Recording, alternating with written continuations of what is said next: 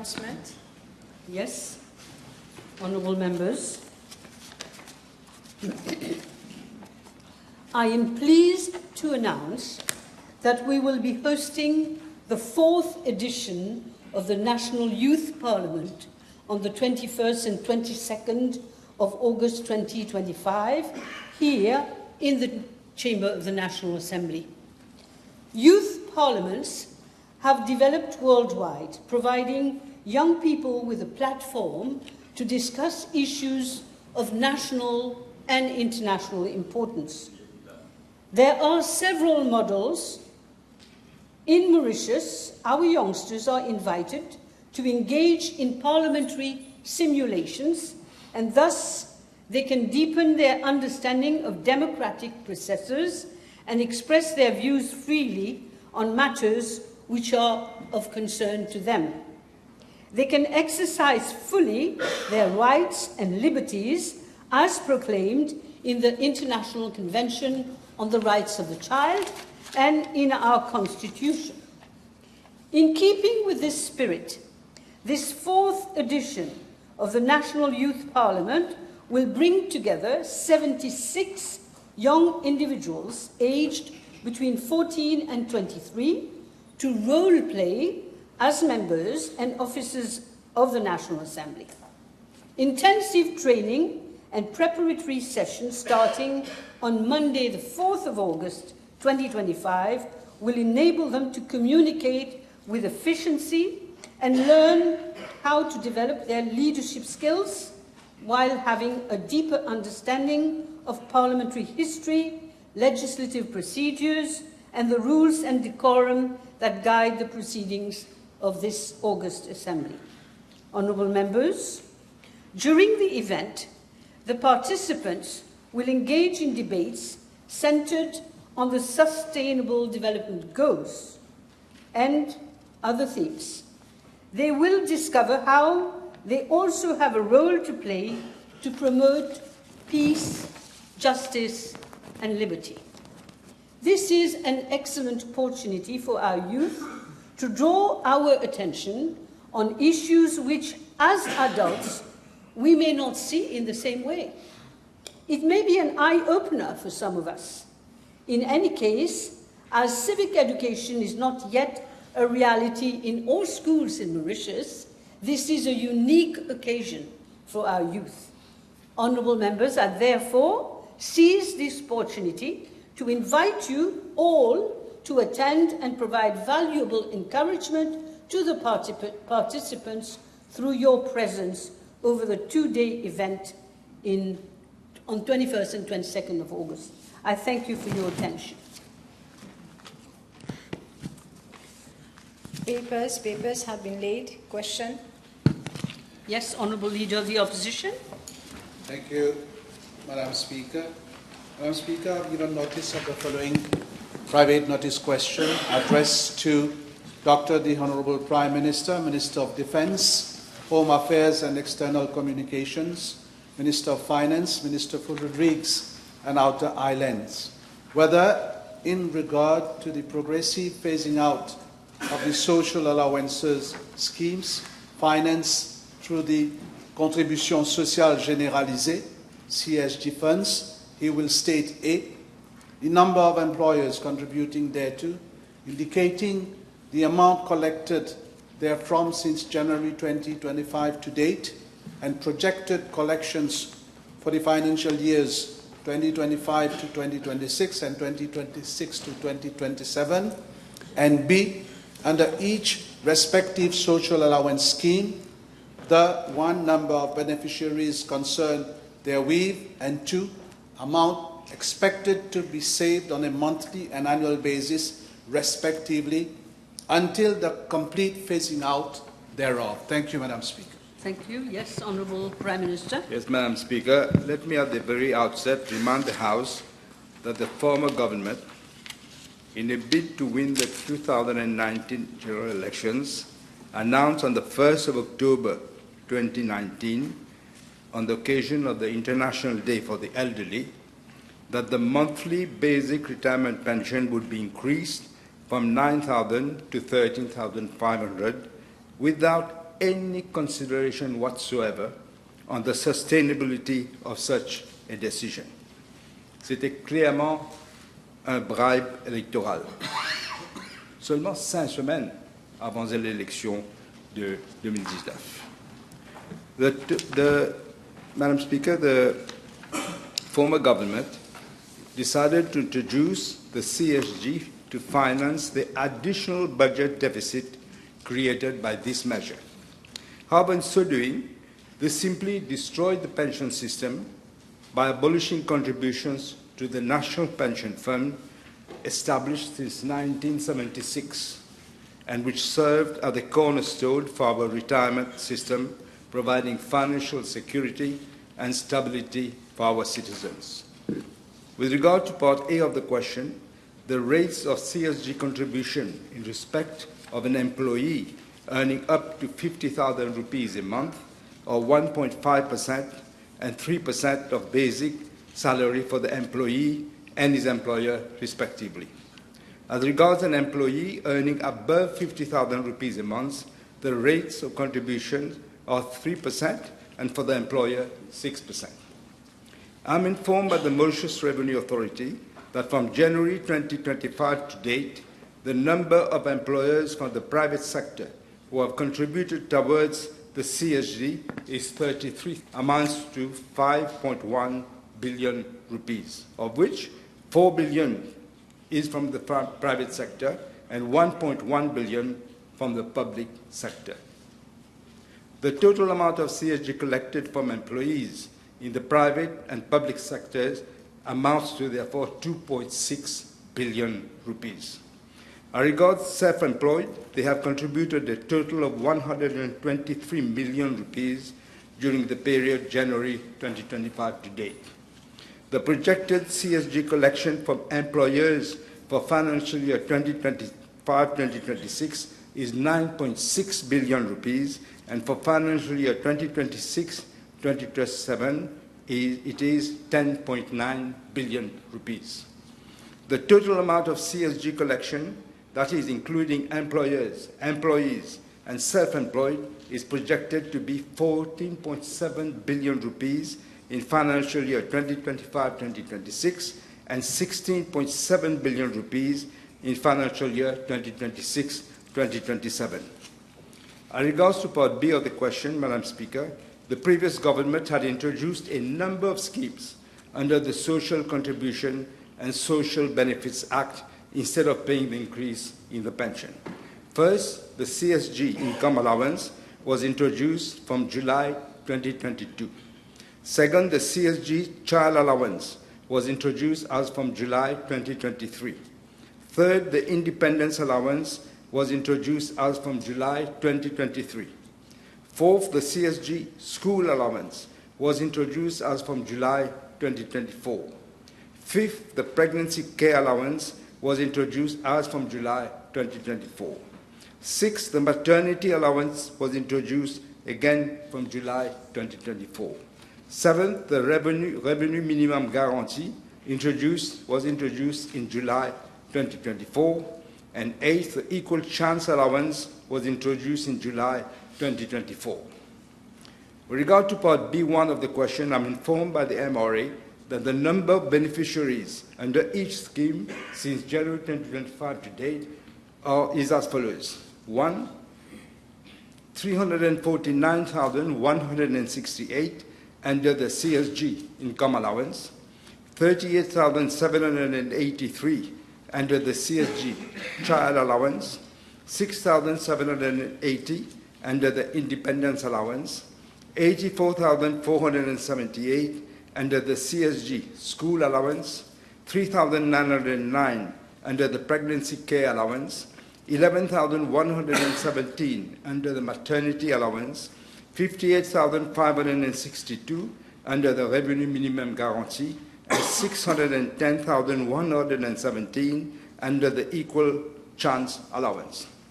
Madam Speaker, all these allowances, except for the independence allowance, were planned to end abruptly in June 2025 by the previous government. I'm also informed by the MRA that for the period January 2025 to date, a total amount of 7.6 billion rupees have been disbursed from all these schemes. In addition, Madam Speaker, government is paying the CSG retirement benefits, the industrial injury benefit, and the disability allowance. During the period January 2025 to date, a total of 2.1 billion rupees has been disbursed for these expenditures. The previous government must have known, surely they must have known, that these allowances were not sustainable. Let me quote the former Minister of Finance, who in a reply to a parliamentary question in October 2023, confessed, and I quote, « Il ne reste donc rien par rapport aux contributions de la CSG », unquote. I would also like to inform the House that for financial year 2024-2025, payments effected under the CSG far exceeded the contributions being collected by some 9.3 billion rupees. Madam Speaker, the compassionate government, we are ensuring that the CSG allowances, instead of ending abruptly, as was planned in June 2025, we have decided to gradually phase it out over the next 2 years. We are also providing that vulnerable individuals and households registered on the social register of Mauritius will continue to receive these allowances in full, including the independence allowance. Furthermore, we also provided that the payment of the disability allowance to persons over 60 years who are now not eligible for basic retirement pension but will qualify under the income support criteria. B, the increase of the revenue minimum guarantee allowance has been increased from 500 rupees to 899 rupees in financial year 2025-2026 and a further 1,890 rupees in financial year 2026-2027, so as to ensure that a full-time worker earns a minimum monthly revenue of 20,000 rupees. And C, we are maintaining the equal chance allowance of 2,000 rupees per month for households earning less than 20,000 rupees monthly. Madam Speaker, the previous government had introduced the CSG and knowingly undermined the very purpose of the National Pension Fund. The NPF, I remind the House, was established in 1976, operated as a contributory scheme. That is, both employees and employers made mandatory contributions, which were then invested to ensure long-term sustainability and to provide retirement benefits which were linked to individual contribution. In contrast, the CSG was designed as a pay-as-you-go system. That is, a tax where the funds are credited to the consolidated fund, whereby current contributions are immediately, therefore, used for payments, with no direct link between what an individual contributes and what they ultimately receive. The CSG is rapidly revealed deep structural weaknesses that now threaten the very foundations of our pension system and the fiscal health of our nation. In regards to Part B2 of the question, there would have been significant savings in relation to expenditure, that is, if we had implemented what the previous government planned, that is, ending the payments in June 2025.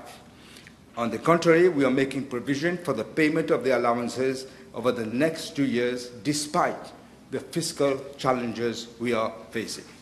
In addition, we are taking steps to reform the pension system with a revamped NPF. In this context, as I have announced in the budget speech, the setting up of a commission of experts to look into the reform of the various pillars of the pension system, as well as the revamping of the national pension system, is ongoing. The Ministry of Finance is currently liaising with both the IMF and the World Bank to assist in the formulation of the terms of reference of the Commission. Our notions in its current form would be used to finance the new NPF system. Madam Speaker, I wish to emphasize that review of the CSG allowances needs to be considered in conjunction with the overall revamping of the pension system. This reform is absolutely critical and has to be looked into in a global or holistic manner. It does not only aim at enhancing fiscal sustainability, but will also ensure a parity between what each generation pays and receives, thereby promoting fairness in intergenerational burden sharing. Thank you. Thank you, Prime Minister. Yes, first question. Yes, thank you, Madam Speaker. As far as I know, those allowances were never meant to be stopped abruptly, that is in June 2025. In his reply, the Honourable Prime Minister referred to what he stated in the budget speech, that is 2 months ago, that is for the setting up of a commission of experts. Already 2 months have elapsed. Can we know from the Honourable Prime Minister when that commission will be set up? Yes, Prime Minister. First of all, let me remind the Honourable Leader of the Opposition that he himself voted for that abrupt stopping of the CSG. And it was in the final Miscellaneous Provisions Act of 2024. It was meant to amend the Social Contribution and Social Benefits Act, and it is said, and he said it also, to stop the payment of these allowances in June 2025. You seem to have forgotten that you voted for it. You didn't realize that you voted for it. As for the Commission on the Pension, I just mentioned that we have already chosen, but we're not naming him officially because we want to name all the members, the person who will preside, and also we are waiting for the terms of reference because you have to be very, very precise on the terms of reference. And the World Bank and the IMF are helping out with this. Thank you. Your second question? Supplementary question? Yes, Madam Speaker, the phasing out of the CSG allowances will no doubt affect the livelihood of many families in this country. Now, during the second reading of the Finance Bill, the Honourable Prime Minister determined the sum of 20,000 rupees as the minimum monthly revenue till the end of the financial year 2026-2027. Can the Honourable Prime Minister confirm to the House whether the salary compensation for those eligible for the revenue minimum guarantee will be absorbed this time by government? And can he also confirm, based on what he said during his intervention on the Finance Bill in the House, that there will be no increase of the minimum monthly revenue till 2027? Obvious, Madam Speaker, that with the mess that they left us, where do you get the money from? Print money from the bank again? From the central bank? No question of doing that. No question of doing that. As for you asked for the compensation, salary compensation, this is a matter for the PRB, and we are looking at it. Because there was no money in the coffers. So how do you distribute money? We do not intend to print money from the bank. For the salary compensation, I meant for the private sector, Madam Speaker. Sorry, I didn't hear the question. For the salary compensation, he meant for the private sector. That's what he just said. So maybe you can reformulate, please, Leader. Question whether this will be absorbed by government, salary compensation or paid for workers of the private sector and the public sector also. The Honourable Leader of the Opposition surely knows this is an annual thing that happens. It's annual. Your third. So it will be absorbed by government then for both private and public sector. Can the Honourable Prime Minister confirm that the purchasing power of a majority of Mauritian citizens will take a hit, and this will impact not only those families but also small and medium enterprises? Prime Minister? I'm not quite sure I understood everything, but whatever you say, the fact is that you made a mess of the economy and we're trying to redress the situation. Your fourth question? Yes, Madam Speaker. The Prime Minister recalled that in the budget speech he had announced a sum of 2 billion rupees instead of the 10 billion promised by government to reduce prices of basic commodities. Can he inform the House where matters stand and whether the mechanism has already been put in place for those 2 billion rupees? Honourable Leader, I'm sorry. It seems to me that doesn't arise from your question. But if the Prime Minister wants to reply. No, I was going to say it doesn't arise from the question, and furthermore, we never said 10 billion. We said for the first year we are doing this, we are putting this 2 billion rupees. You have a further question? Yes. Yes? With regard to the housing loan relief scheme, which will be phased out over the next 2 years, and the home ownership and home loan repayment schemes, which will not be renewed, will the Prime Minister confirm that these decisions could significantly impact low and medium income families who very often rely on such programs, Madam Speaker, for home ownership? And secondly, can the Honourable Prime Minister inform the House what does government intend to do to help those families? First of all, I'm not sure where the Honourable Leader of the Opposition is taking out all these statements that are supposedly made. We are looking at it, as I said, in a holistic manner, everything. I mentioned all the allowances that they gave without any thought about whether it was sustainable or not, and I mentioned all of them. And this is what I'm referring to. Nonetheless, Leader of the Opposition, if I may, your question is on Contribution Sociale Généralisée. Which are derived from the CSG, all right? But these were not actually the schemes are not financed from the financial form of the CSG funds. These are nothing to do with the CSG funds. Don't speak sitting down. You finished? Yes, your friend wants to speak.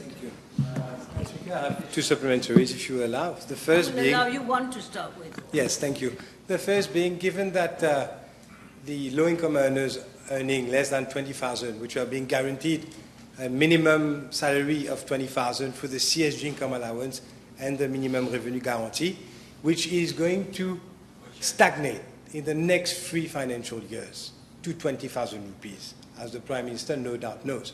How will he protect those families from the rise of cost of living and to make good on his promise to protect purchasing power of the lowest of the low? Well, we've taken 2 measures to protect those at the lower rank. First of all, we just mentioned the contribution. We are doing 2 billion rupees to stabilize the prices. Secondly, we are adamant that we must try to stop this horrific depreciation of the rupee. 46% over 10 years, 46%. Already the rupee has appreciated against the dollar, I think by some 5%, if I'm not mistaken. So these are the measures we are taking. Second question, yes? Madam Speaker, may I ask this another one? May I ask the Prime Minister, given that the CSG allowances, including the CSG income allowances, including the CSG family allowances, that is child, school, maternity and housing, are being cut by 33%, 1/3, while the budget doubles down on sugar tax, hikes in motor vehicle and road license fees, and also significantly widens the VAT net to thousands of small retailers, which will have a significant increase on the cost of living. How will he protect the rest of those persons earning, therefore, 20,000 or more up until 50,000 from the significant increases in the price of living, making good on your promise? You should have asked the former Minister of Finance, when he was destroying the economy, what was he going to do for that? You should have asked him. Okay. Last question. Yes, last question. Thank you. The Honourable Prime Minister in his replies stated that some 10,026 self-employed have contributed to the CSG. Now, with regard to those self-employed, will the Honourable Prime Minister inform the House whether now this category of workers who were contributing to the CSG fund will now be asked to contribute to the whole NSF and NPF system? As I said, Madam Speaker, we are looking at the whole pension scheme. We want to re-establish the National Pension Fund, which was destroyed by your government. We are appointing a committee. We are waiting for the terms of reference. We could do the terms of reference, but we would like to have experts to guide us. The World Bank has huge experience in that, and also the IMF, and they are about to give us the terms of reference. Thank you, Prime Minister. That is it for PNQ today. I call Honourable Prime Minister. Motion. I'm sorry, motion. Motion. I went too fast. Motion. Yes, Madam Speaker, I beg to move that all the business in today's order paper be exempted from the provisions of paragraph 2 of Standing Order 10. The question is, it's seconded. DPM, yes? I'm sorry, I didn't see. The question is that all the business on today's order paper be exempted from the provisions of paragraph 2 of Standing Order 10. Those in favour say aye. Aye. Those against say no. The ayes have it. Statements by ministers none. Public bills, second reading. Yes, Honourable Minister of Agro-Industry, Food Security, Blue Economy and Fisheries. Thank you very much, Madam Speaker. It is against the backdrop of a PNQ, which Prime Minister has replied to very lengthily in relation to a prohibitive forbidden tax called Contribution Sociale Généralisée, that I move to give comments in relation to the three bills moved by Prime Minister and Minister of Finance. And to me, these three bills are all encompassing. The crux remains the finance bill, and the finance bill is an omnibus legislation with 66 clauses. I shall comment on clause 47, amendments to the management of public sector debt, and clause 57, which highlights the amendments to the Sugar Industry Efficiency Act.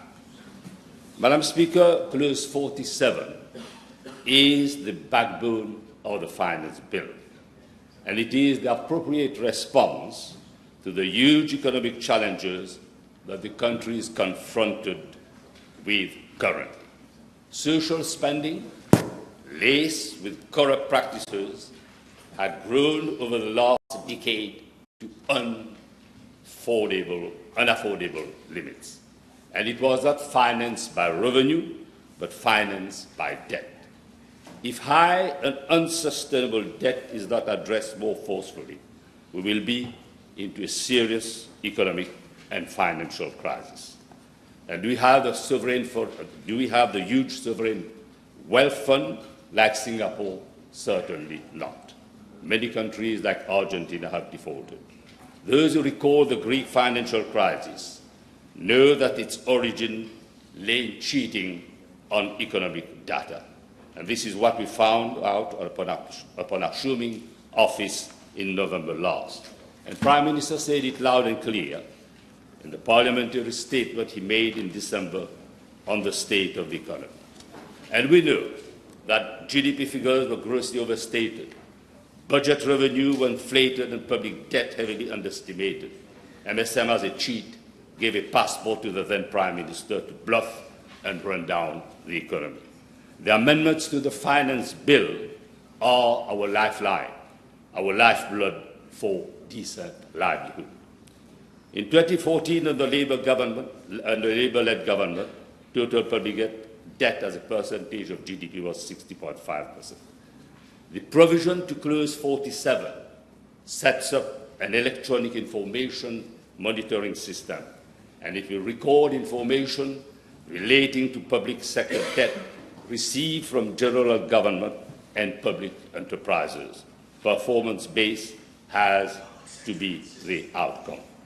As a responsible government, Madam Speaker, we have taken measures to put the country on a sound fiscal path to bring public finances in order and under control. And in view of the dire economic situation, we are compelled to hold back our electoral promises for some time.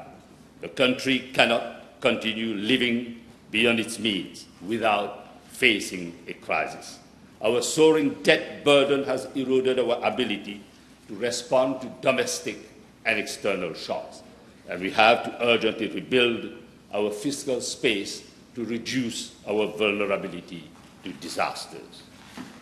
The budgeted reform to slowly or gradually raise the entitlement to all-age pensions to 65 years old follows from demographic changes that increase the number of pension beneficiaries relative to younger taxpayers. Our fast-aging population driving up pension, health and other social cost benefits, which will be increasingly borne by the younger generation. With an aging workforce, for every employee, there will be a retiree sooner than expected. As a responsible government, we cannot hijack the future of our children and grandchildren. We are a notch above just status. Is it the legacy that we want to bequeath? Either we take corrective fiscal measures and create tax buoyancy for investment in productive sectors or go downhill with outflow from global business. The finance bill means redress and road to recovery. Instead of loading the country with even more debt, we have instead chosen to raise higher tax revenue upon companies with annual turnover of 24 billion rupees or more, and those who have broad shoulders to curb government indebtedness. The fair share tax contribution is unavoidable to narrow the budget deficit. A significant part of the tax increase is temporary for a short period of 3 years, Madam Speaker. Putting innovation at the center of a growth strategy to enhance overall productivity is unavoidable. As a government, we have to be highly competent and effective in the delivery of public services and in the design and execution of public investment. We have not refrained from making hard choices. The country's future is at stake. We have to ride the waves with innovative changes. Under our leadership, brain drain will become brain gain. Madam Speaker, let me refer to Clause 57 of the Finance Bill, which amends the Sugar Industry Efficiency Act. The corporate sector in the sugarcane industry has long benefited from comparative advantages under the law, and they have no statutory obligation to provide land equivalents when land is converted for meaningful economic activities beyond agriculture. However, they do have a moral and legitimate obligation to meet government's objectives under the 12th Schedule, Part 3 of the SI Act, namely, to plough back at least 50% of the proceeds from land conversion into sugar production at either field or factory level or into diversification within the sugar sector. We need bagasse, we need biomass. Over the last 10 years, there's been a vertiginous fall in renewable energy production to 18% only. As to production of electricity from bagasse, it's a shocking 12% only. B, to fully compensate the loss in agricultural production by generating an equivalent amount of such production for at least one crop cycle of 8 years by putting under sugarcane cultivation of the land. 2, implementing projects relating to water and energy-saving irrigation methods. It has to be a win-win situation for all stakeholders. And I call upon the corporate sector to honour its obligation. Madam Speaker, accordingly, Section 26, 28 and 29 of the Act are being extended to extend land conversions, provisions beyond early retirement scheme, voluntary retirement scheme, and to also include early termination of contract of employment scheme. But where there are rights, there are obligations, Madam Speaker. This is not merely a legal adjustment. It is a matter of justice, and the corporate sector must live up to its responsibility towards those employees who opt to retire under early retirement scheme or voluntary retirement scheme or early termination of contract of employment scheme. I had a meeting with representatives of workers on the 27th of July, and I gave them firm assurances that the rights of workers will be respected and obligations of the corporate sector or big planters, their obligations have to be honoured. They were taken for a long ride, far too long, by the previous regime. For recall, Madam Speaker, the case of Bel Air Agriculture Limited in 2029, on the eve of the national poll. The employment was terminated under the circumstances which fell short of the exit provisions of the law. 13 of these employees remain in limbo to this date, without compensation, without the compensation they rightfully and lawfully deserve.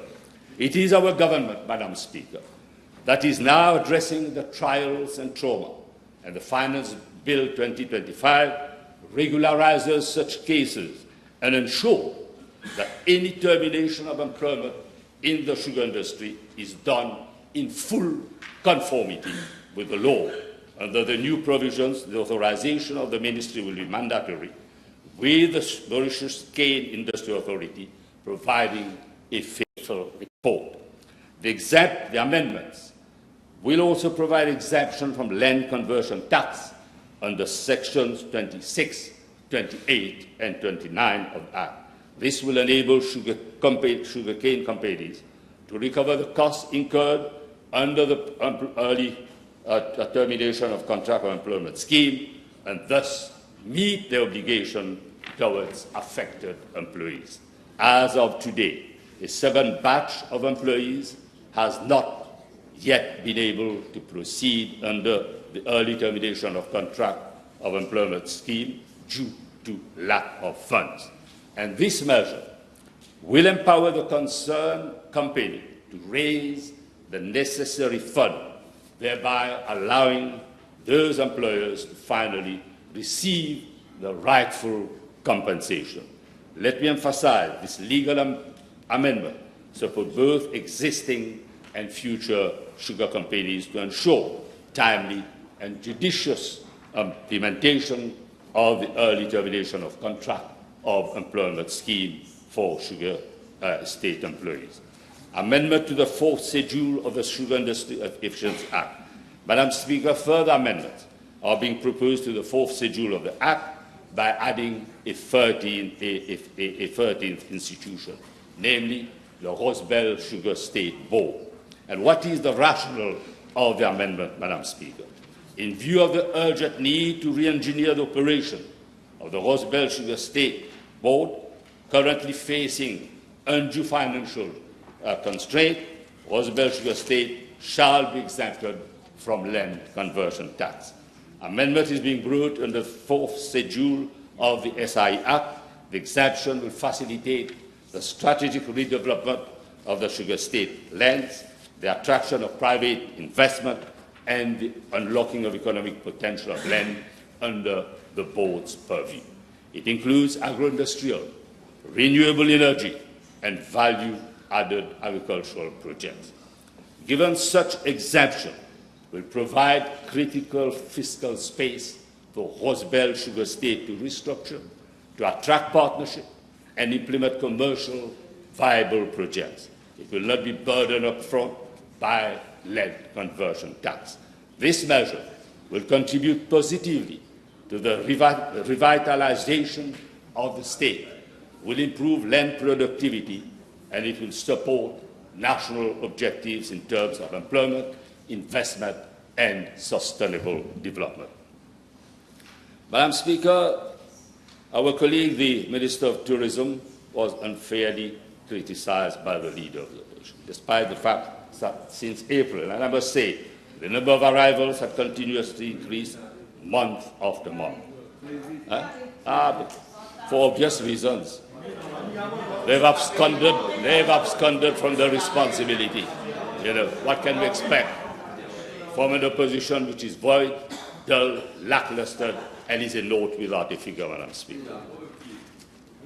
Second, in the month of April, the number of arrivals was more than 120,000 visitors. Thirdly, the record was set in May and June with more than 115,000 and 98,000 visitors respectively. So you're doing very well, Minister of Tourism. Well, you always keep it up. Madam Speaker, these performances were achieved during what we call the low season.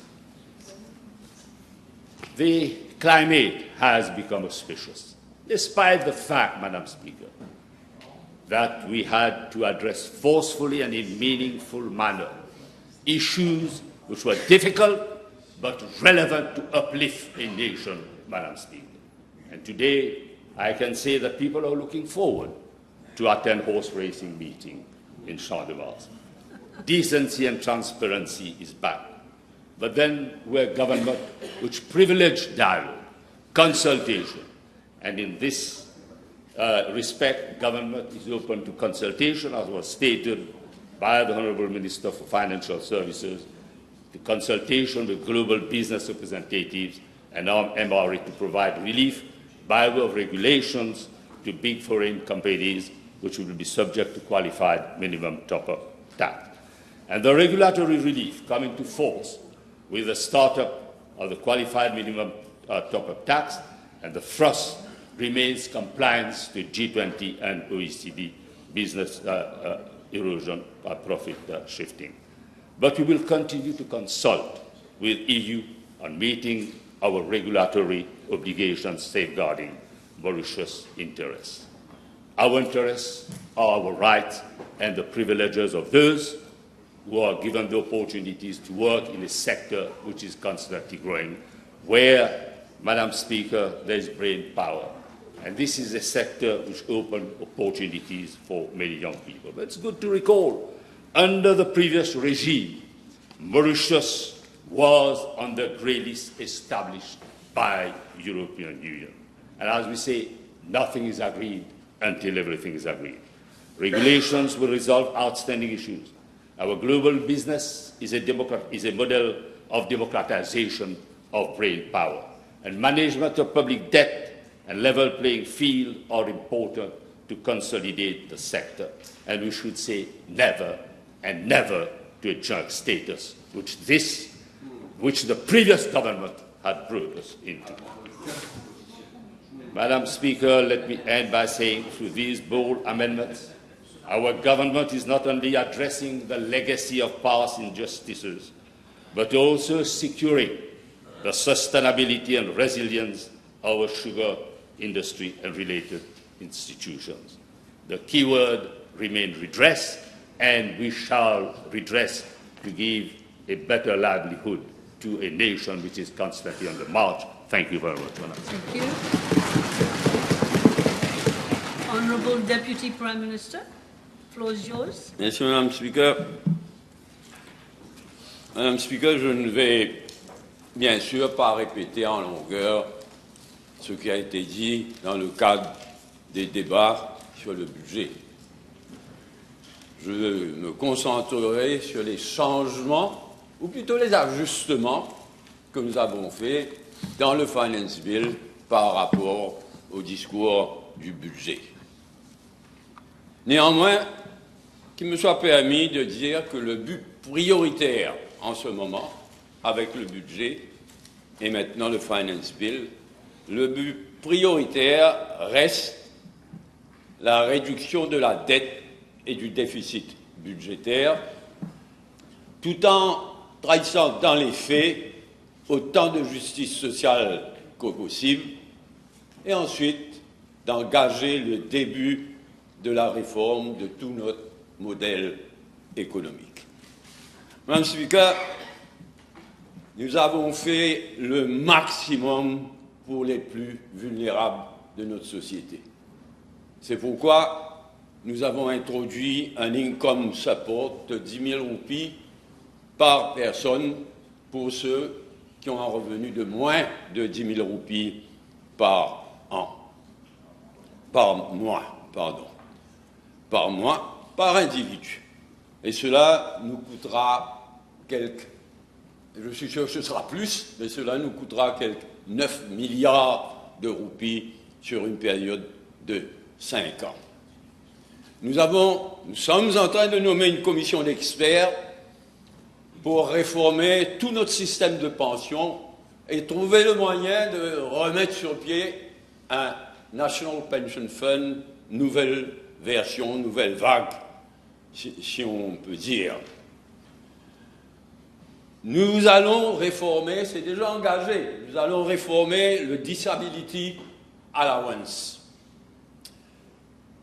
Et déjà, je me permettrai de faire une référence à quelque chose sur laquelle j'ai travaillé et qui me tient beaucoup à cœur. En attendant cette réforme de notre disability allowance en général, ce gouvernement est fier que dans ce Finance Bill, nous amendons la loi sur le disability allowance de façon à ce qu'avant, quelqu'un qui bénéficiait du disability allowance et qui allait à l'étranger pour des raisons de santé, continuer, même au-delà de 6 mois, de toucher son disability allowance. Mais malheureusement, la loi ne prévoyait pas, et c'est admirable que quelqu'un qui bénéficie du disability allowance trouve les moyens d'aller étudier à l'étranger. Nous sommes fiers d'avoir introduit dans ce Finance Bill et nous allons voter cela. Et il y a un exemple, tout un modèle, tout un symbole. Une jeune héroïne, une des héroïnes de Maurice, Jane Constance. Vous savez ce qu'on lui a fait? Aveugle. Elle bénéficie du disability allowance. Elle va étudier à l'étranger.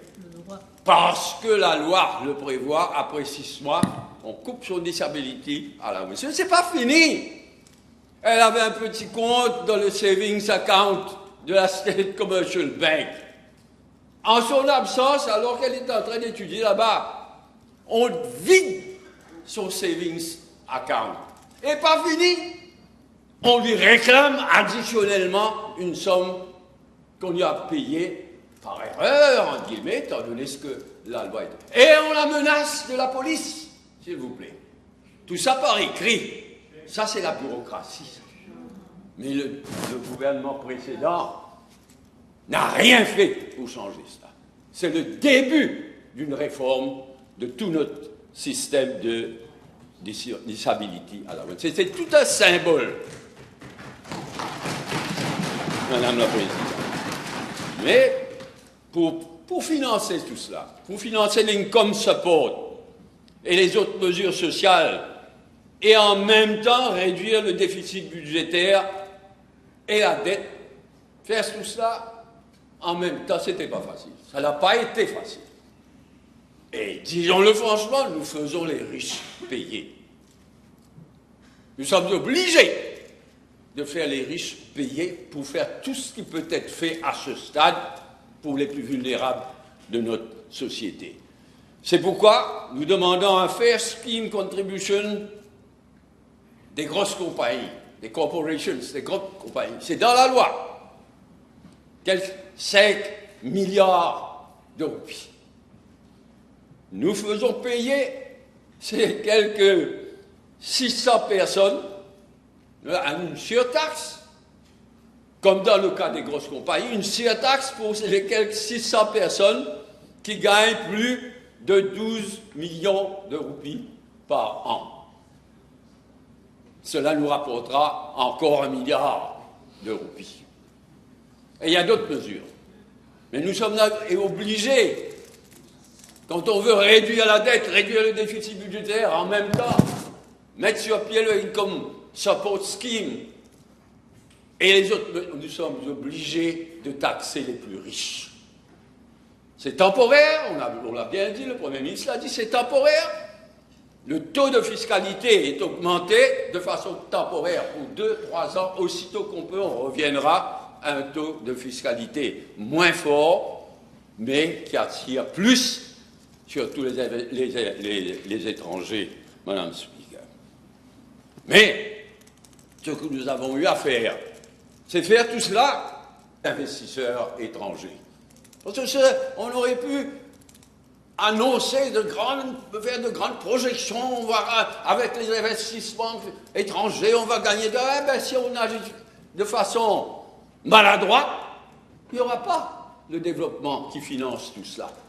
Donc c'est ça que nous avons eu à faire et que je demande à la population, y compris aux syndicats, de bien comprendre.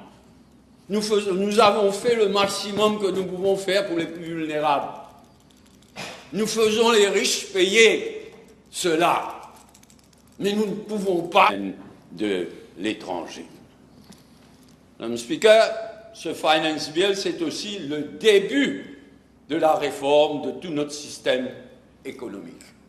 Avec, entre autres choses, un Fiscal Responsibility Act à l'horizon. Cela aussi, le Premier ministre l'avait annoncé dans le discours du budget. Nous confirmons que cela viendra. C'est difficile à préparer, c'est difficile à appliquer, mais un Fiscal Responsibility Act, avec toutes les structures qu'il faut, sera voté dans les mois, les années à venir. Dans le cas de Rodrigue, je ne peux pas m'empêcher de féliciter les deux députés, du même côté, mais des deux côtés. Les formidables. Celui de Francisco François, comme toujours, mais le discours de l'autre député de Rodrigue qui a parlé était lui aussi superbe. C'est ça, le Rodrigue d'aujourd'hui. En fait, qu'est-ce que nous faisons? Nous introduisons le performance-based budgeting. Et je note que les ont exprimé leur accord avec cette introduction. C'est une bonne chose. C'est une chose difficile à appliquer à Maurice même. Donc ce sera difficile à mettre en pratique à Rodrigue. Mais ça introduira plus de discipline, plus de rigueur, plus de planification. Je tiens à dire que l'amendement qui intéresse Rodrigue, l'intention de ce gouvernement de consolider, de renforcer, d'étendre l'autonomie à Rodrigue, madame, ça va, 2/3 des députés ici doivent approuver. Nous sommes un peu dans une situation paradoxale, parce que l'Assemblée régionale de Rodrigue, ou plutôt l'exécutif, je me corrige, l'exécutif de Rodrigue a approuvé.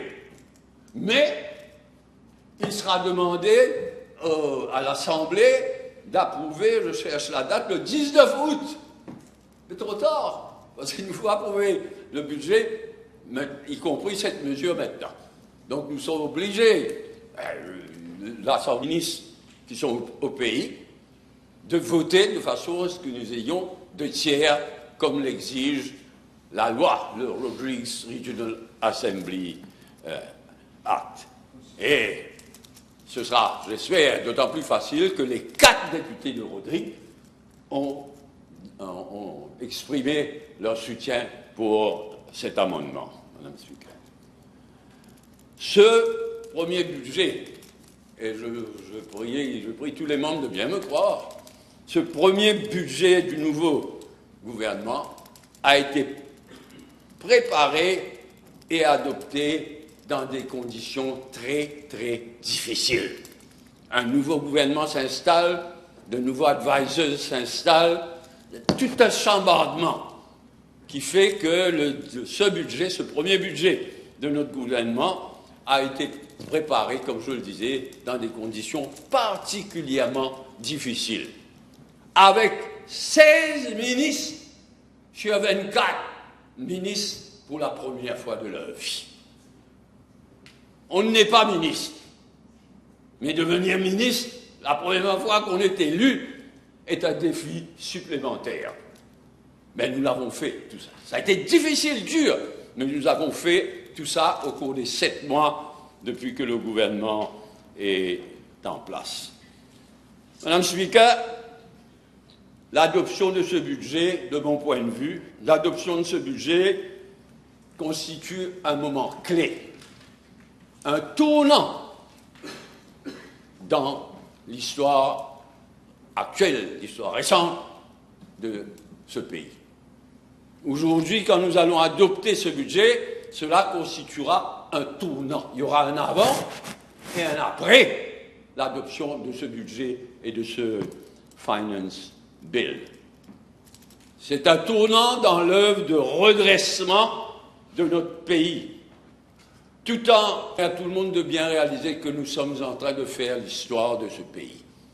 On a fait de beaux discours, de beaux slogans, et d'attaquer l'opposition, tout ça c'est bien, mais là nous sommes en train véritablement de faire l'histoire de ce pays. Il y a tout un pays à redresser. Et ce n'est pas seulement l'économie d'ailleurs, tout est à refaire après 10 ans de massacre MSM.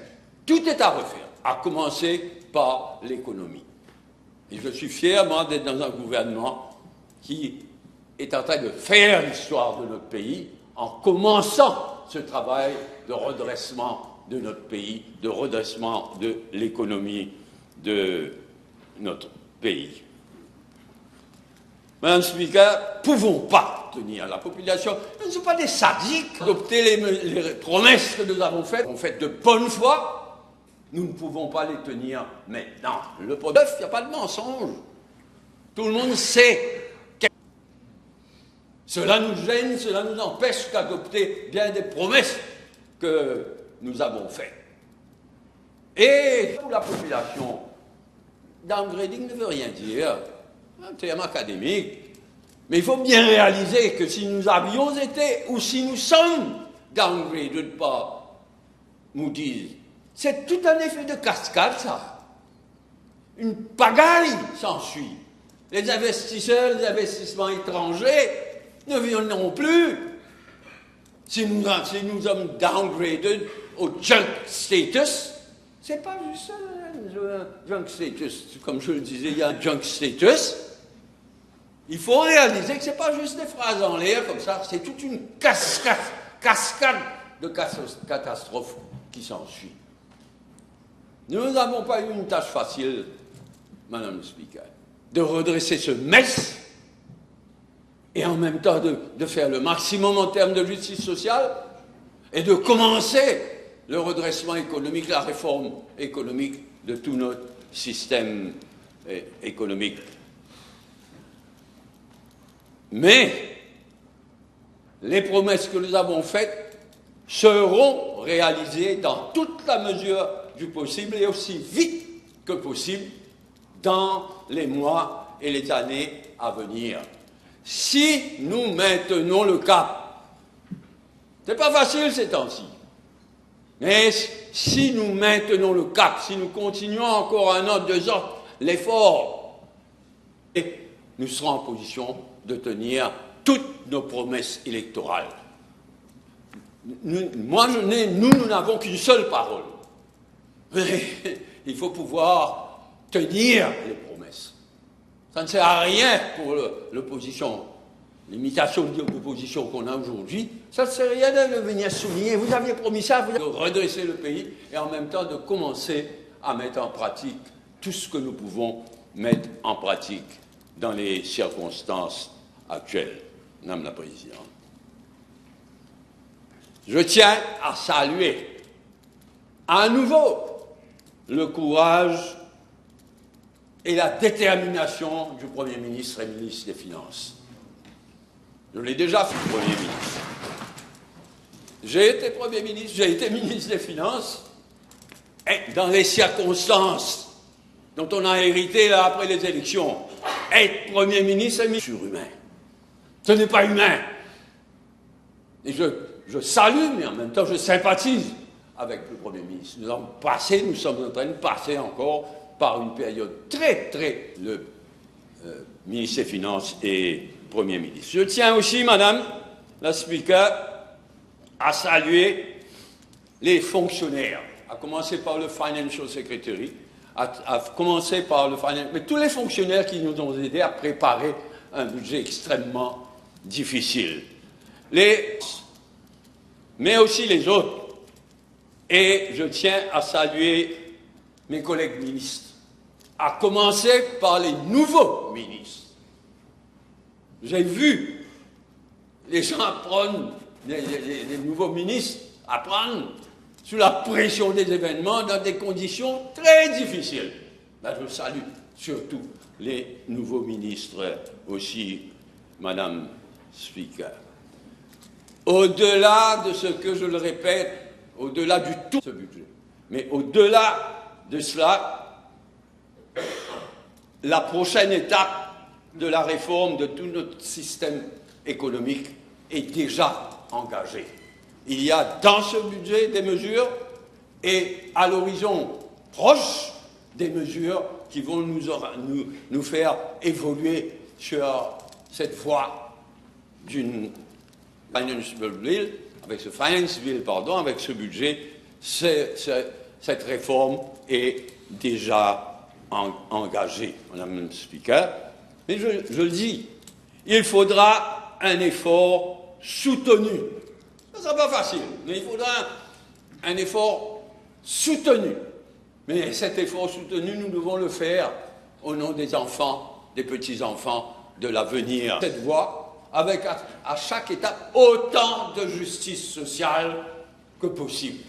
Encore une fois, sans casser le ressort économique, mais autant de justice sociale à chaque étape, Madame Speaker. Autant de justice sociale que possible, que soutenable at every point in time. Madame Speaker, Maurice, l'île Maurice, notre île Maurice, n'a pas le choix. Nous avons un seul pays, nous avons une seule jeunesse, un seul avenir, et nous n'avons pas droit à l'erreur. Merci, Madame Speaker. Yes, thank you. Honourable Prime Minister. Yes, Madam Speaker. First of all, let me thank all the honourable members and the Deputy Prime Minister and all the ministers who have intervened on these three bills. We all know, Madam Speaker, I don't want to keep saying it, but we all know the dilapidated the public funds, public finances of the country, why they deliberately manipulated the economic figures to paint an illusory positive picture of the financial and economic health of our country. Madam Speaker, we could not afford to continue with business to be taken to avert as far as possible the risk of us joining the League of Joint Nations. The Deputy Prime Minister just explained, I also explained in my speech, what happens when you become, you label as a joint state. We don't even have to think about the problems that we would have had. These bills, therefore, mark a pivotal step in our vision to lead Mauritius' future for our people. The journey from recklessness to responsibility has not been an easy one, as the Deputy Prime Minister just said. Implementing structural reforms is inherently challenging. It demands significant time, patience, and courage so that you can deliver lasting change that will benefit the whole society at large. This is the only way to build a prosperous nation where every citizen will have the opportunities to live up or to her aspirations.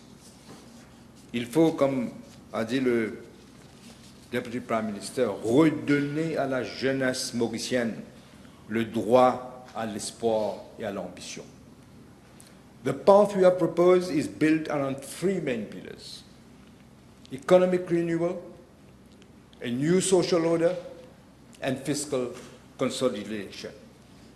The bills give concrete form to measures announced in the budget speech and the annex, as I said, reflecting months of analysis, amend 73 existing laws, providing a comprehensive answer to a difficult and complex context. The challenges are indeed daunting, but let me remind the House, perhaps people don't realize it. The previous government, they amended 96 of existing laws, lumping together laws that had nothing to do with the budget or the finance bill. It's as if an occasion to slip in things. We didn't do this. This is why we bring three bills separately. At the heart of our economic renewal are strategic reforms designed to modernize our industries and make our country future ready. We are charting an innovative development path by ushering in a new investment and export-driven economic model. We are breaking away from what the previous governments flawed and unsustainable consumption-driven approach. We are giving a new momentum to investments in emerging sectors, including the blue economy, renewable energy, AI-enabled industries, and sustainable tourism. All this to promote resilience and high value addition. This budget, Madam Speaker, will fuel our transition to a digital, knowledge-driven economy. It is an undeniable fact that the AI revolution will have a much bigger impact on the world than the Industrial Revolution. Already I can tell you something that might shock some of you. The new CEO of Mauritius Telecom is planning using AI to have, he's from Singapore, don't forget. So these are the kind of things that we expect from AI. We do not want to miss out on this historic transformation. We cannot and we must not be behind on the curve. We must be ahead of the curve. The finance bill renews, we must grow our economy, but with a commitment to inclusiveness and social justice. To take a phrase that just the Deputy Prime Minister just used, sans casser le ressort. Otherwise, no growth, we are back to square one. Growth is for, amongst others, the gradual phasing out of the CSG allowances over the next 2 years. I just explained on the PNQ what the consequences would have been. For the increase of the revenue minimum guarantee allowance to ensure that the full-time worker earns a minimum monthly revenue of 20,000 rupees, and also for maintaining the equal chance allowance of 2,000 rupees per month for households earning less than 20,000 rupees monthly. Madam Speaker, we have made the necessary, though difficult and complex, decision to gradually move the age of eligibility of the PRB from 60 to 65. This will ease intergenerational inequity and save. We have not changed the retirement age. It was 65, it is still 65. As a compassionate government, we have also provided for the payment of a monthly income support of 10,000 rupees to individuals aged 60, 20,000 rupees if it's a couple, and above, who will not qualify for the basic retirement pension subject to eligibility criteria. We are setting up also a fund, 10 billion rupees, for the price stabilization fund with an initial 2 billion allocation this fiscal year. I just explained that, I think, in the PNQ, to protect the purchasing power of the population. Our policies, Madam Speaker, are guided by the need to balance social coherence and fiscal stewardship. In view of the fiscal mismanagement of the previous government, we had no choice but to come up with a comprehensive fiscal consolidation plan. We are restoring prudence and credibility to our public finances with concrete measures aimed at reducing both the budget deficit and the public sector debt. We have ensured that those who are less privileged are supported, while those who have the means do contribute their fair share to rebuilding Mauritius. Through these amendments, Madam Speaker, in the finance bill, let me remind the House, some 81% of employees will now not pay any income tax, 81%.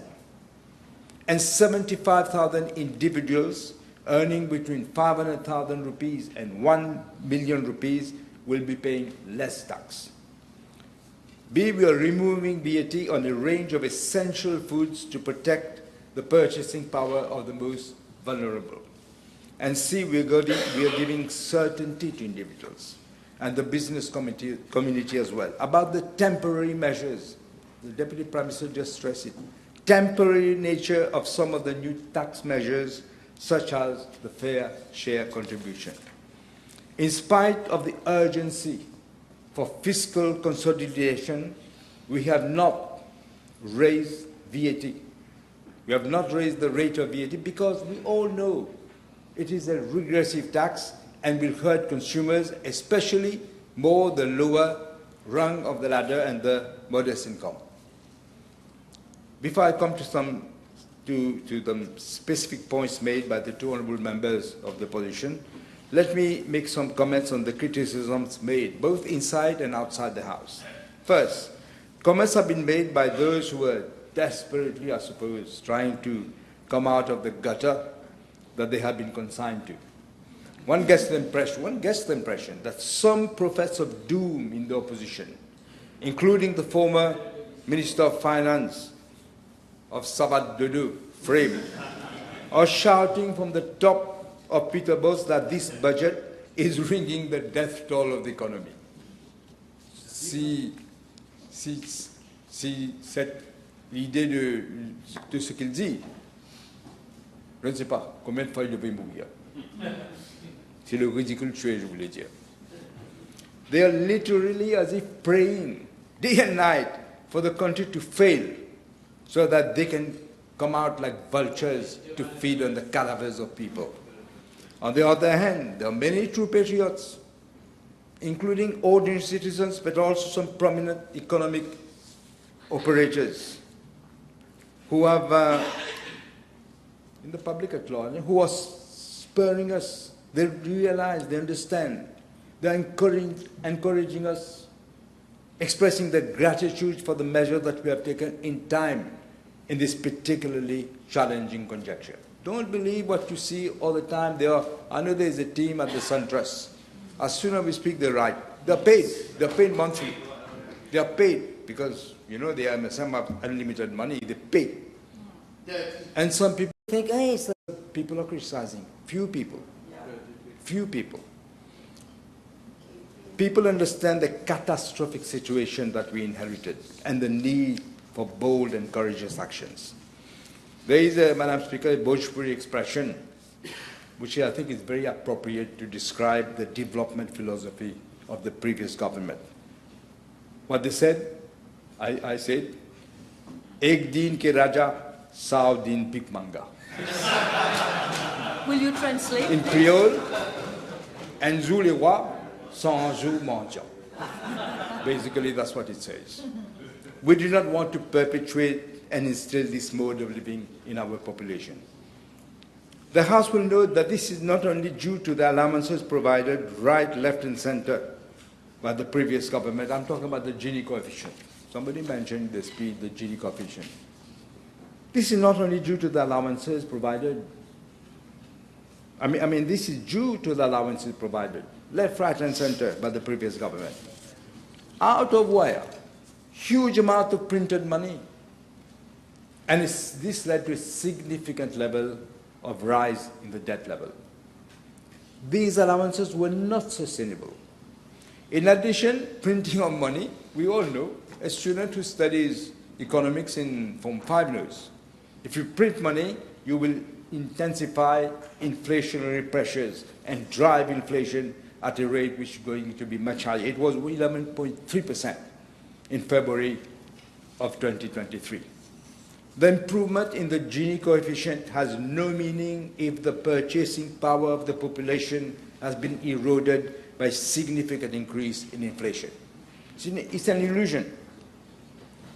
Third, let me make clear any confusion that Honorable Adressera Juval might have created or tried to create in the minds of people regarding the age of eligibility for the BRP.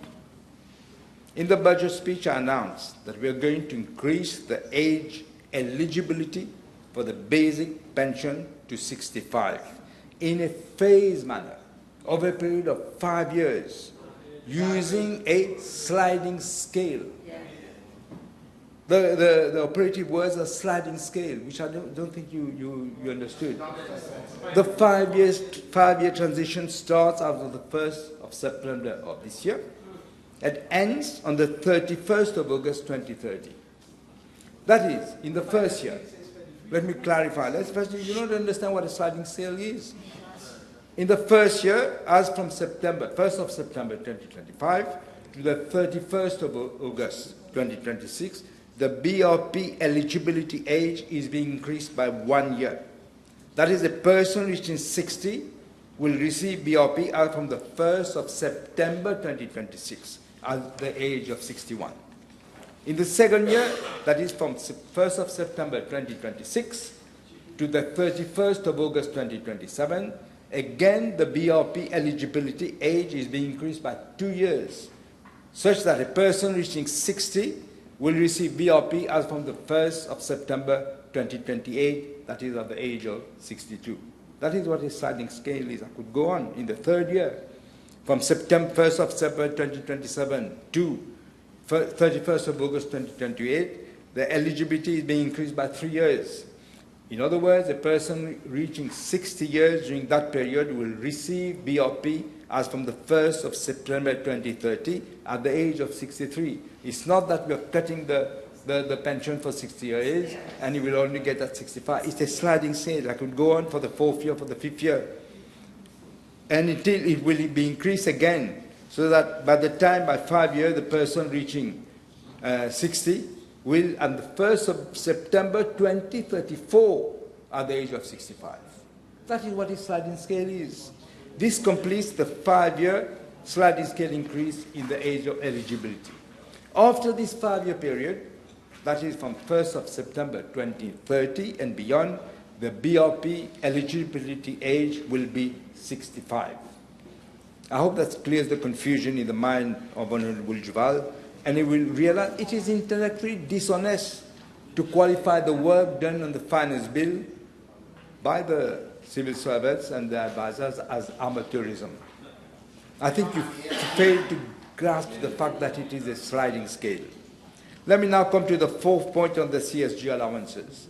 The previous government had planned to end abruptly, and I say it again, I said it in the PNQ, abruptly, it's in the speech. The leader of the opposition voted for that the CSG allowances be stopped abruptly on the 30th of June 2025. This was clear in the amendments of the Finance Miscellaneous Act of 2024. As the compassionate government, we are ensuring that the CSG allowances are gradually phased out over the next 2 years. More importantly, Madam Speaker, all persons on the social register of Mauritius will continue to receive these allowances in full, including the independence allowance. 5th, on the increase in the excise duty on vehicles. I already stated in a reply to a PQ, I think last Tuesday. The purpose of increasing the excise duty on motor vehicles is twofold. First, to curb the rate of increase in the number of vehicles on our roads. We've seen what congestion we have, or how many accidents and all this. And secondly, to address the widening trade deficit and significant outflow of foreign currency. Do you know, Madam Speaker, for the 1 month, the last month, we lost from these imports of vehicles, they tried to beat the deadline, $200 million in 1 month. So approximately 9.6, 9.7 million rupees in 1 month. Last year, I said that before in the speech. Last year, 18 million rupees in 1 year, just for cars imported. If you take all vehicles together, it was around 24 billion rupees. We could not extend the time by more. There was no question of extending. 6th, on the deterioration of the exchange rate. Let me remind the Honourable Leader of the Opposition, during the last 10 years, under the previous government, the rupee has depreciated by 46% against the dollar. 46%. We all know everything we import, practically everything is in dollars. So obviously, if your dollar is appreciating against the rupee is depreciating, everything you import is going to cost more. And therefore, prices will go up. Following the implementation of the new monetary policy measures by the now independent Bank of Mauritius, there is greater stability in the value of the rupee. In fact, the rupee has appreciated, Madam Speaker, against the dollar. Compared to them, 46% depreciation, the rupee has appreciated by some 3.5, 3.6%. 7th, the qualified domestic minimum top-up, the QDMTT. As rightly stated, very well explained by Honourable Utim. The Honourable Leader of the Opposition, I think, has not understood the concept of QDMTT. We had to introduce this tax to preserve our tax base. I think Honorable Utim explained it very well, but let me add.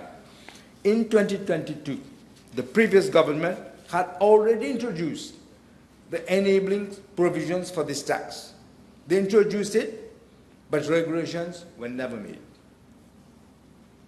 As at date, around 30 jurisdictions, including South Africa, UAE, Singapore, UK, and the majority of EU countries have already introduced QDMTT in their domestic legislation. Mauritius, therefore, if we don't do this, would be at risk to losing its tax base against these jurisdictions. This will ensure that Mauritius is compliant with the OECD rules. Madam Speaker, I must emphasize that flexibility has been provided in the bill for regulations to be made for the provision of incentives if required. In this context, a special tax credit will be worked out together with the MRA in consultation with stakeholders and implemented by way of regulations to provide relief to those companies which will be subject to the QDMTT. We mentioned this before. The Ministry of Finance has taken a commitment following discussions with stakeholders that those tax credits and reliefs will take effect as from the same date as the tax will become applicable. Eighth, on the reduction of the VAT registration threshold from 6 million to 3 million. Let me remind the House that by joining the VAT system, I think many people, in fact, don't realize, the new VAT registered businesses will be able to recover VAT paid on inputs used, that is, on the raw materials, the semi-finished products, as well as equipment and machinery and all this, in the production of goods and services. The threshold, let me remind the House, the threshold at one time was 2 million at one time. Furthermore, the reduction in the VAT registration threshold will create a level playing field and fair competition among operators in the same business activity. Ninth, on the grading of contractors. The contractor grading system is being democratized in a way to provide greater opportunities for SME contractors. They were being kept out of the system. Only one person was getting all the contracts, as you know. The revised grading system has been aligned with the ceiling set out in the public procurement legislation to ensure fairness but also coherence. Additionally, provisions are being made for the registration of micro-contractors to enable them to participate in these government projects. Finally, Madam, regarding the double taxation of dividends under the fair share contribution, let me remind again the Leader of the Opposition that the solidarity levy, which was introduced by the former government, was applicable on leviable income, that is for levies, which included dividends paid by resident companies. For the purposes of fair share contribution, a similar definition of the term dividends has been used. Madam Speaker, we realize that navigating through the rough seas ahead will not be easy, but we are convinced that through our collective effort and mutual support, we will steer the country to a secure and stable future. Let me assure the House that the reforms in this budget are carefully calibrated. Again, I say time-bound. The Deputy Prime Minister also said it. It is time-bound and guided by our objective to reconstruct the economy and our society. In this context, Madam Speaker, it's good that I quote Moody's, which has brought out a small report. They will have a full report, which is, I think, next week. And look what they say this morning from Moody's. Delays, and I quote, delays in fiscal consolidation that lead to persistently large fiscal deficits, causing debt to stabilize at a high level, would be likely to result in a rating downgrade. They said this. They had said it before, and they're saying it black and white. End of quote. According to Moody's, if Mauritius implements a comprehensive fiscal consolidation package that offers the prospect of reversing the rise in government debt, the outlook could be classified as stable. As we achieve fiscal stability and economic recovery, we will pursue a light tax policy. This is an objective we plan to achieve within our 5-year mandate. and bring in this Fiscal Responsibility Act so that no government can act as irresponsibly as they did. Through these bills, Madam Speaker, we are acting with empathy, and we are also acting with a clear sense of responsibility. As we ask every Mauritian to contribute to the national efforts to save Mauritius from the abyss, we will also ensure that every Mauritian will share in the recovery and the benefit of growth. We hope will touch all the people of Mauritius, not just a few. Let us therefore embrace the reforms, not as a burden, but as a foundation. Let us together rebuild Mauritius' bridge to the future, strong and united. Let me end also by thanking the team at the Ministry of Finance, from the FS to the Economic Advisor to all the other advisors, and also the Secretary of the Cabinet and the staff of my PMO, and also the people from the Solicitor General onwards, from the State Law Office. With these words, Madam Speaker, I commend these 3 bills to the House. Motion is seconded. The Deputy Prime Minister is seconding the motion. The motion is that the Finance Bill number 18 of 2025, the Rodrigues Regional Assembly Amendment Bill number 19 of 2025, and the Economic and Financial Measures Miscellaneous Provisions Bill number 20 of 2025 be read a second time. Those in favour say aye. Aye. Those against say no. The ayes have it. Committee stage.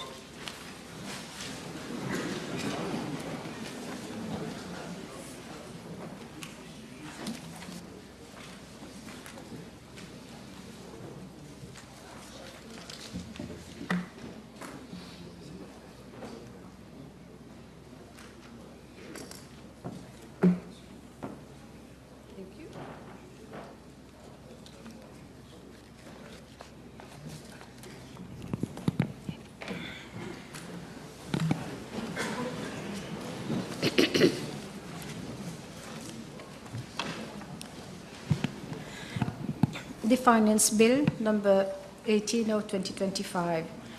Clause 1 short title, Clause 2 Bank of Mauritius Act amended, Clause 3 Banking Act amended, Clause 4 Bills of Exchange Act amended, Clause 5 Companies Act amended, Clause 6 Competition Act amended, Clause 7 Construction Industry Authority Act 2023 amended, Clause 8 Consumer Protection Act amended, Clause 9 Consumer Protection Price and Supplies Control Act amended, Clause 10 Cooperatives Act amended, Clause 11 Customs Act amended, Clause 12 Customs Tariff Act amended.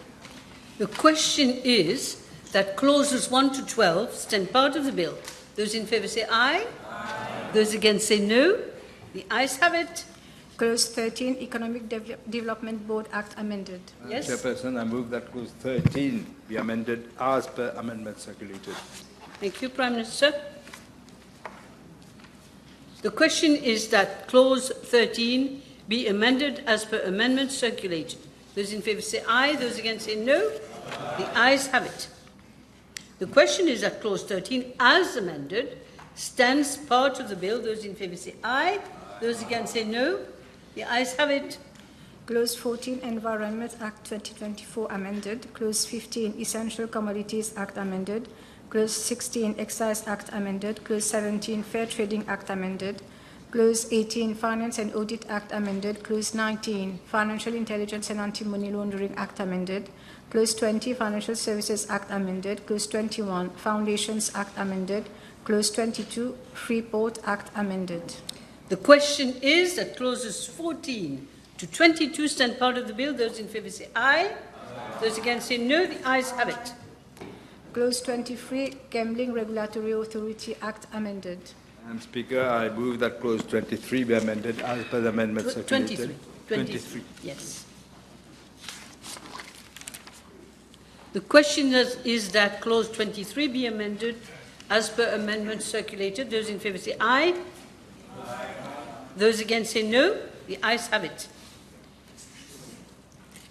The question is that Clause 23, as amended, stands now part of the bill. Those in favour say aye. Those against say no. The ayes have it. Clause 24, Hire Purchase and Credit Sale Act amended. Clause 25, Immigration Act 2022 amended. The question is that clauses 24 and 25 stand part of the bill. Those in favour say aye. Those against say no. The ayes have it. Clause 26, Prime Minister. No. Madam Chairperson, I move that clause 26 be amended.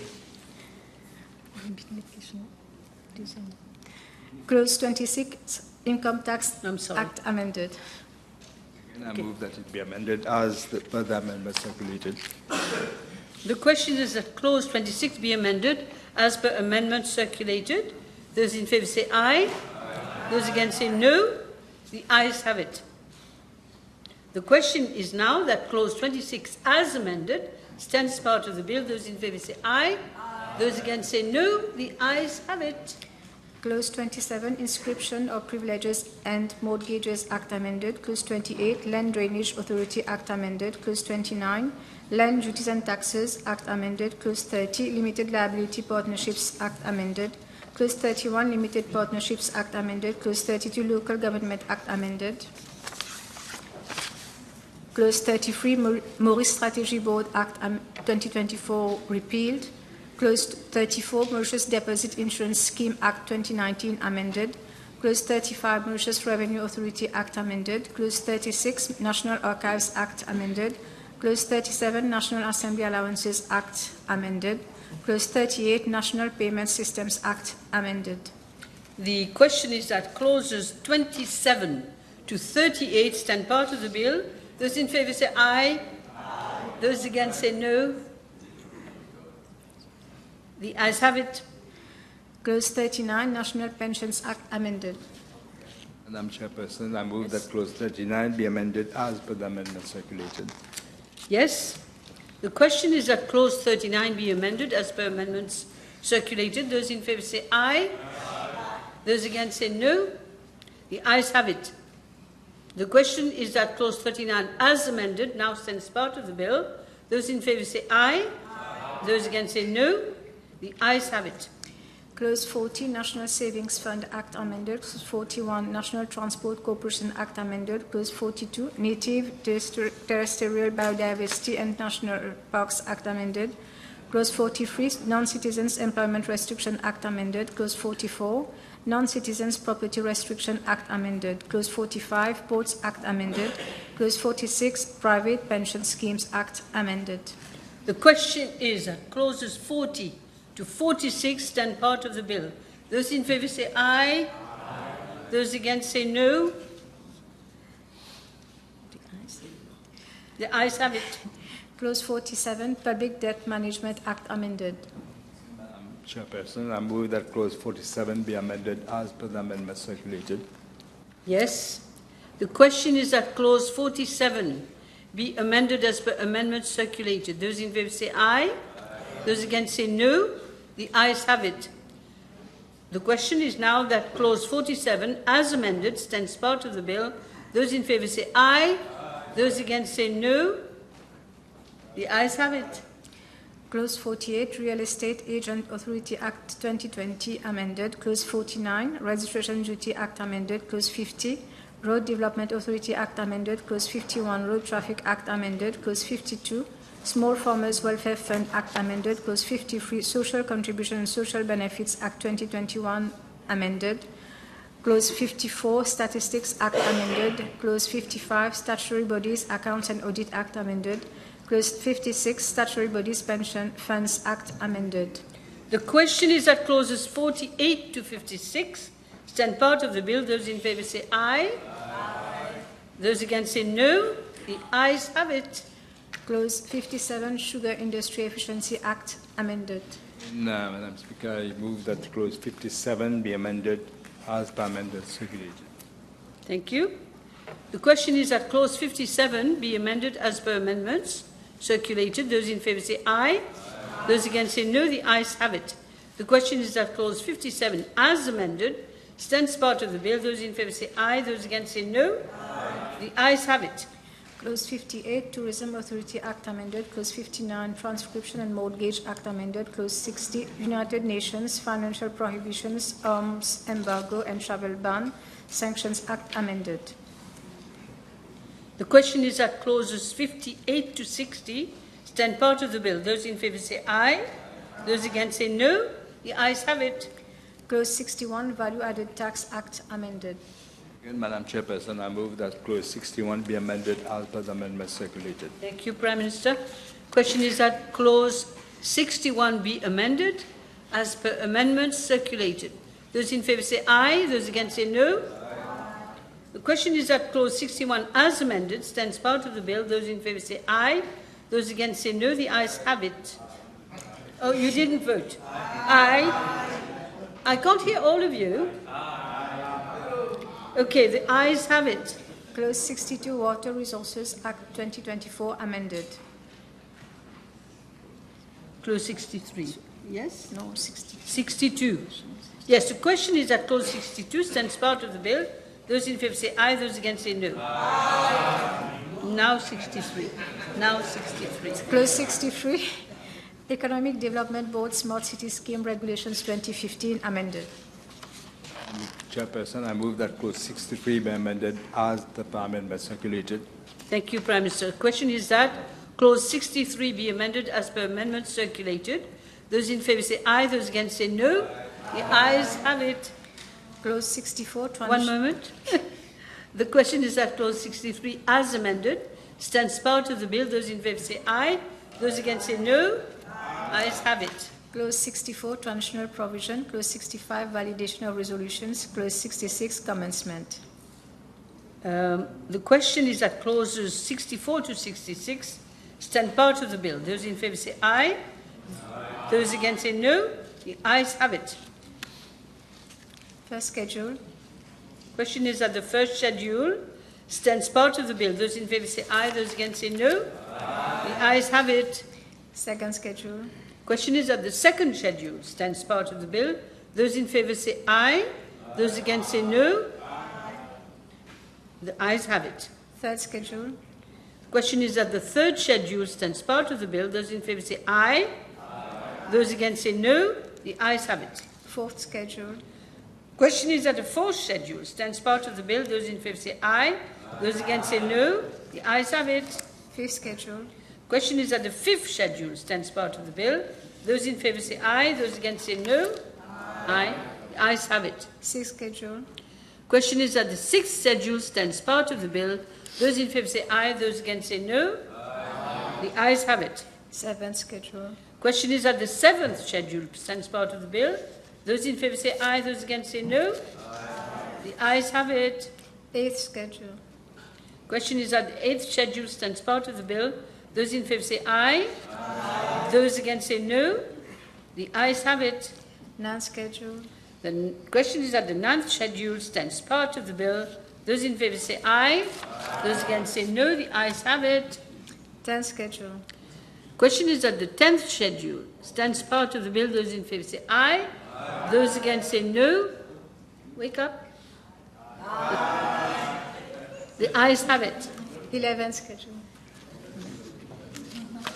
And I move that the 11th schedule to be amended as per the amendment circulated.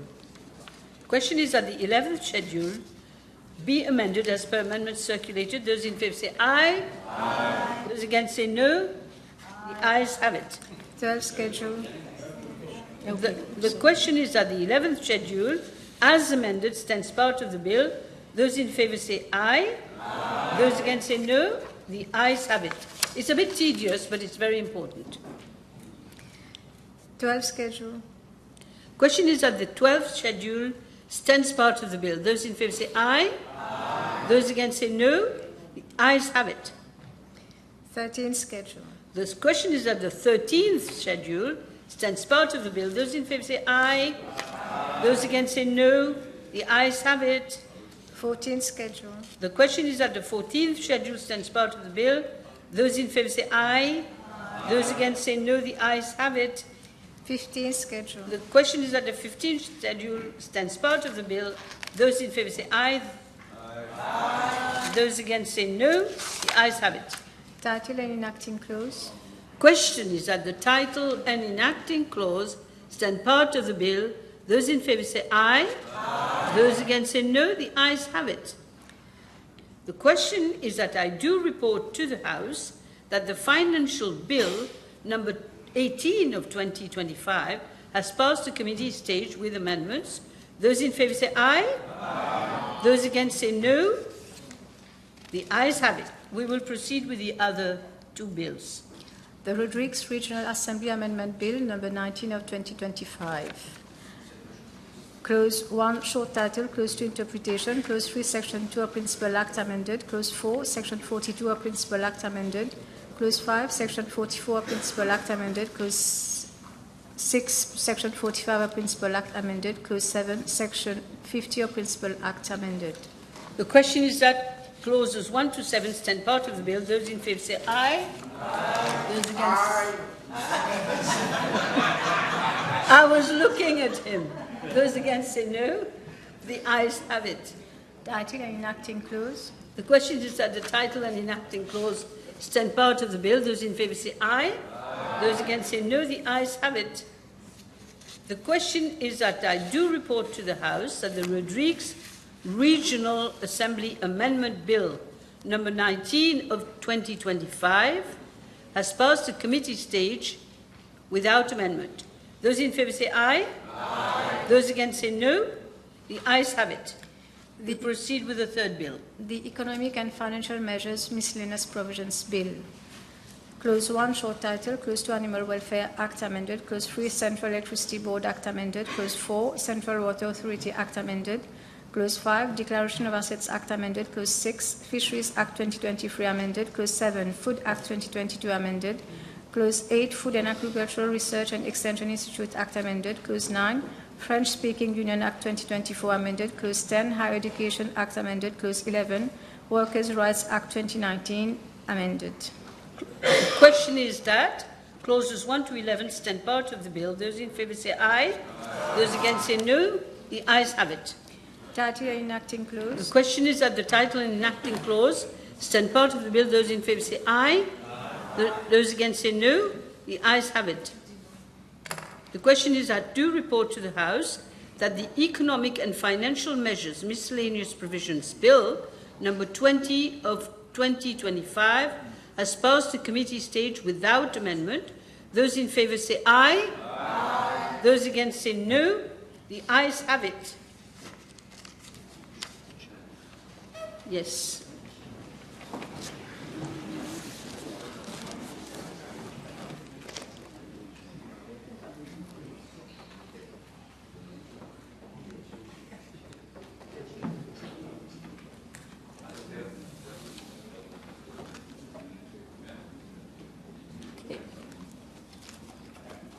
Honourable members, I have to report to the House that the finance bill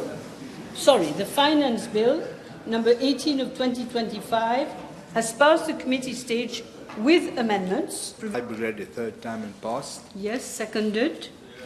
Yes. Question is that the finance bill number 18 of 2025 be read the third time and passed. Those in favour say aye. Aye. Those against say no. Yes, the ayes have it. Third reading. Rodrigues Regional Assembly. Madam Speaker, I beg to move that the Rodrigues Regional Assembly Amendment Bill number 19 of 2025 be read the third time and passed, and also move for division. Yes, motion is seconded. The question is that the Rodrigues Regional Assembly Amendment Bill number 19 of 2025 be read the third time and passed. Those in favour say aye. Aye. Those against say no. Yes, you've moved for the division, Prime Minister. Honourable members, as per the provisions of Section 75, capital E of the Constitution, any law which alters the Rodrigues Regional Act requires the concurrence of the Regional Assembly unless such alteration is supported at the final voting in the National Assembly by the votes of not less than 2/3 of all the members We will therefore proceed with the taking of votes by division. Please ring the bell.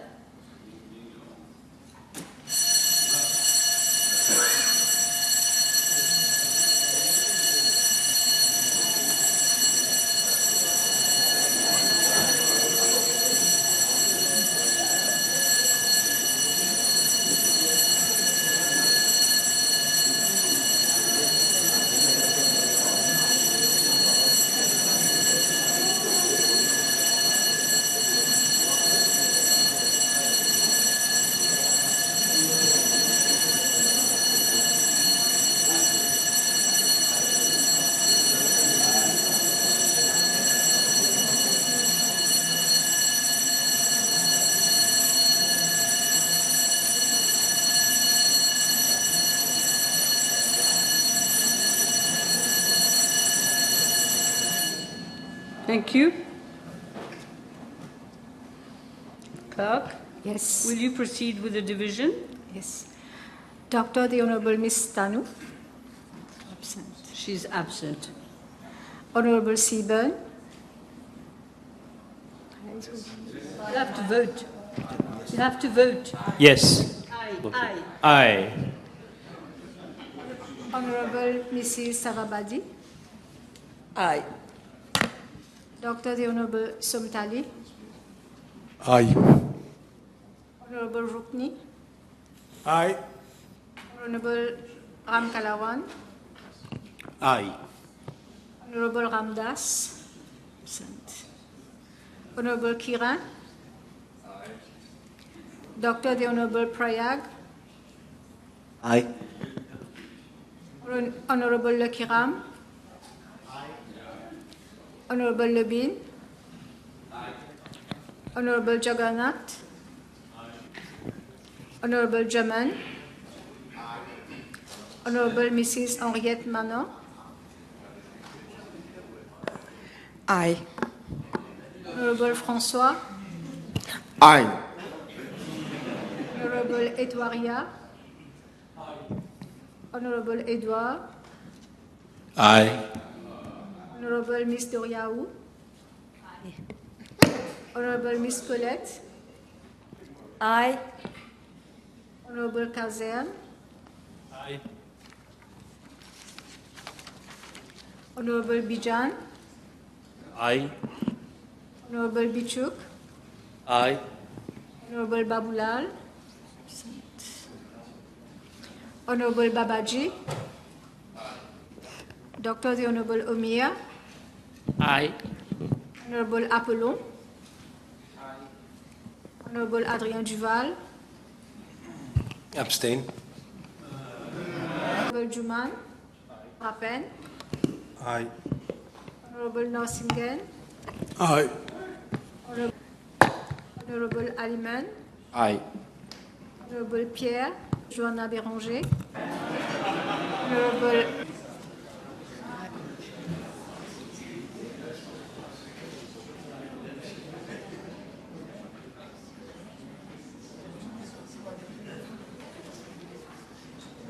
Results?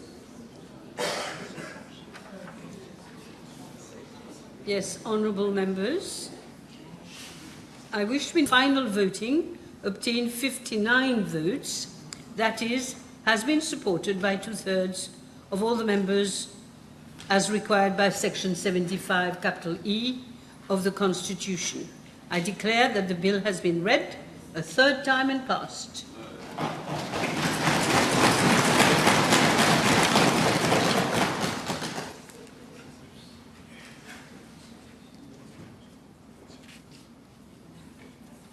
Yes, the Prime Minister. Madam Speaker, I beg to move that the Economic and Financial Measures Miscellaneous Provisions Bill number 20 of 2025 be read a third time and passed. The question is that the Economic and Financial Measures Miscellaneous Provisions Bill number 20 of 2025 be read the third time and passed. Those in favour say aye. Those against say no. The ayes have it. Yes, Prime Minister. Adjournment. Yes, Madam Speaker, I beg to move for the adjournment of the House to Tuesday, the 7th of October, 2025 at 11:30 a.m. Yes. The question is that the House be adjourned to Tuesday, the 7th of October, 2025 at 11:30 a.m. Those in favor say aye. Aye. Those against say no. The ayes have it. C'est comme les enfants qui vont en vacances. Yes, the House stands adjourned.